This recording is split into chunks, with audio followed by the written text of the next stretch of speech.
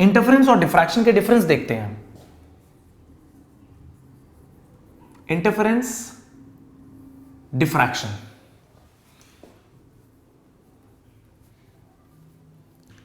सबसे पहला तो पैटर्न का ग्राफ ही बना लेते हैं, इंटरफेरेंस और डिफ्रैक्शन पैटर्न के ग्राफ समझ लेते हैं क्या है।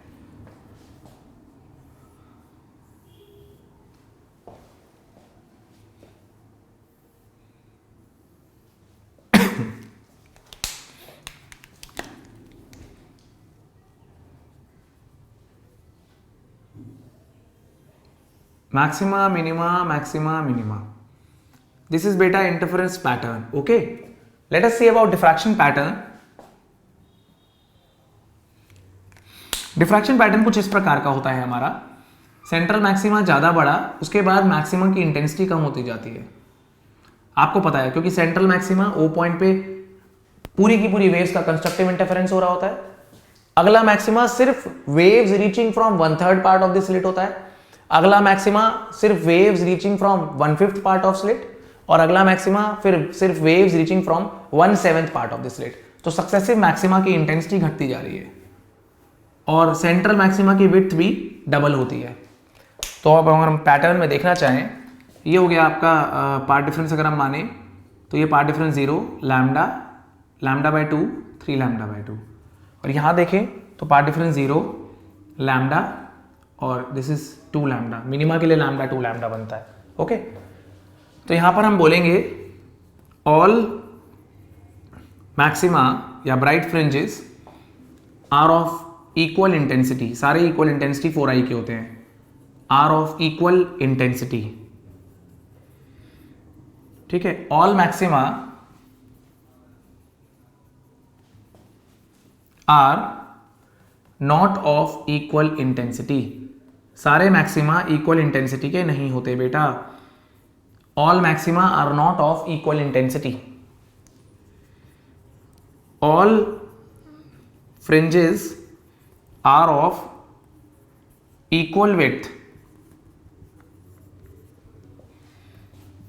ऑल फ्रिंजेस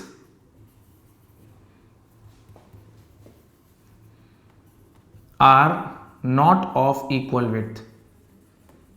सारे फ्रिंजेस इक्वल विड्थ के नहीं होते बेटा, ठीक है। All fringes are not of equal width. Okay, there is good contrast between maxima and minima. Minima बिल्कुल डल और मैक्सिमा बिल्कुल ब्राइट।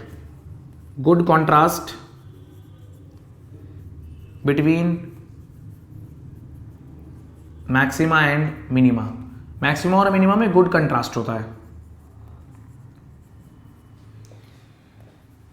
पुअर कंट्रास्ट, क्योंकि देखो मिनिमा, बाद वाले मिनिमा और मैक्सिमा में अंतर ही क्या रह जाएगा, ठीक है। शुरुआत में तो है, बाद में नहीं है कंट्रास्ट। तो poor contrast between maxima and minima. बाकी यहां पर दो कोहेरेंट सोर्सेज होते हैं। यहां पर एक ही स्लिट के सेकेंडरी वेवलेट्स का सुपरपोजिशन होता है। एक ही स्लिट, एक ही वेव फ्रंट के अलग अलग पार्ट्स का सुपरपोजिशन होता है। तो लास्ट डिफरेंस जो बनता है, it is due to superposition of light waves from two coherent sources. It is due to superposition of secondary wavelets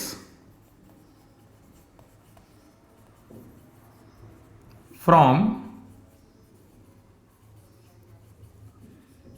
different parts of the same wavefront।